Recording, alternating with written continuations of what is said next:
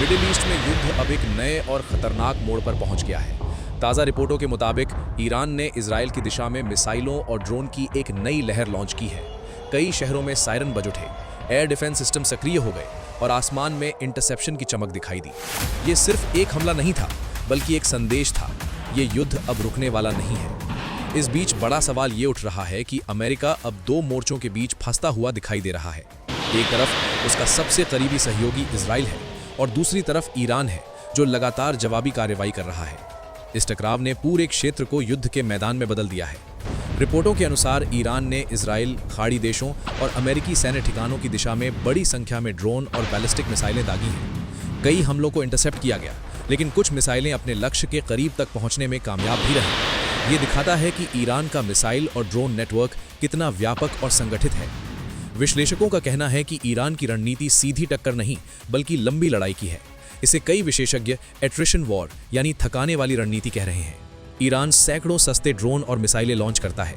इन्हें रोकने के लिए अमेरिका और उसके सहयोगियों को महंगे इंटरसेप्टर मिसाइलों का इस्तेमाल करना पड़ता है। एक बैलिस्टिक मिसाइल को रोकने के लिए 2 या 3 इंटरसेप्टर दागने पड़ते हैं, जिनकी कीमत लाखों डॉलर तक होती है। वहीं ईरान के ड्रोन और कुछ मिसाइलें अपेक्षाकृत बहुत सस्ती होती हैं। यही वजह है कि लंबी अवधि में ये युद्ध आर्थिक रूप से बेहद महंगा साबित हो सकता है। ईरान का मिसाइल कार्यक्रम वर्षों से उसकी सैन्य रणनीति का केंद्र रहा है। उसके पास छोटी दूरी से लेकर मध्यम दूरी तक की हजारों मिसाइलों का भंडार बताया जाता है। इनकी रेंज लगभग 200 किलोमीटर से लेकर 2000 किलोमीटर तक हो सकती है।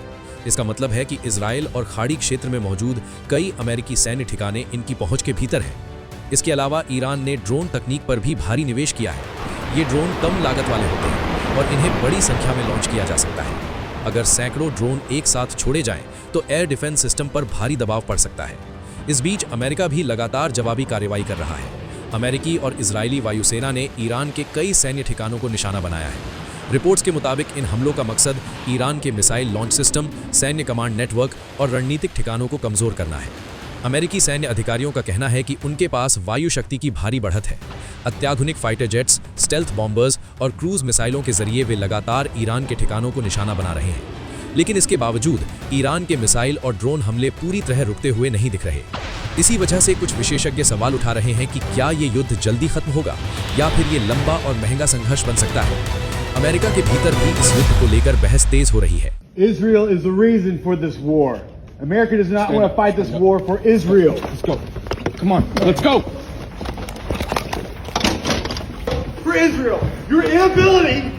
We have to reconcile why our bombs were used or Israeli bombs were used to kill children, young girls at a school, and what the imminent threat was. It hasn't been described. कुछ राजनीतिक नेता और विश्लेषक पूछ रहे हैं कि क्या इस संघर्ष की कीमत बहुत ज्यादा हो सकती है।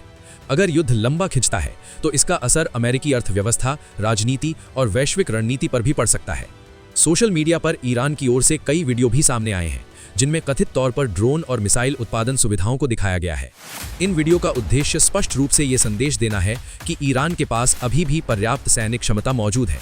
दूसरी तरफ अमेरिका और इजराइल का कहना है कि वे ईरान की सैन्य क्षमता को लगातार कमजोर कर रहे हैं। लेकिन जमीनी हकीकत यह है कि ये संघर्ष अब कई देशों तक फैल चुका है। खाड़ी क्षेत्र के कई शहरों में एयर डिफेंस अलर्ट जारी किए गए हैं और कई जगहों पर हवाई यातायात भी प्रभावित हुआ है। युद्ध के इस दौर में सबसे बड़ा सवाल यही है, आखिर ये संघर्ष किस दिशा में जाएगा? क्या ईरान की मिसाइल रणनीति संतुलन बदल सकती है या फिर अमेरिका और इजराइल की सैन्य शक्ति निर्णायक साबित होगी? हम यहाँ आपको केवल सत्यापित और विश्वसनीय जानकारी देने की कोशिश करते हैं। अगर आप मिडिल ईस्ट और वैश्विक राजनीति से जुड़ी ऐसी ही अपडेट्स पाना चाहते हैं, तो हमारे चैनल को सब्सक्राइब करें और इस वीडियो को शेयर करें। और अब आप हमें कमेंट में बताइए, आपके अनुसार इस युद्ध में आखिर जीत किसकी होगी? ईरान, अमेरिका या इजराइल? आपकी राय जानना बेहद दिलचस्प होगा।